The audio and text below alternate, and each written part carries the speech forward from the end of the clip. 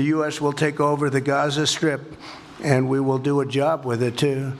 We'll own it. A seismic shift in American foreign policy. Just can't go back. If you go back, it's going to end up the same way it has for 100 years. President Donald Trump saying the U.S. will take control of the Gaza Strip. We're going to develop it, create thousands and thousands of jobs. Since the October 7th terror attack in 2023, more than 40,000 Palestinians and 1,700 Israelis have been killed in the fighting and intense bombing campaigns. The president speaking alongside Israeli Prime Minister Benjamin Netanyahu at the White House 2 weeks into a delicate ceasefire.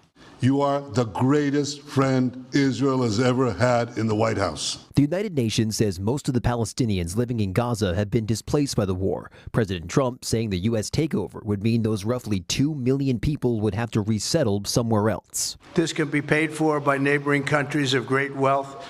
It could be 1, 2, 3, 4, 5, 7, 8, 12. It could be numerous sites, or it could be one large site. The U.S. has been steadily siding more and more and more with one side to the conflict, which is Israel.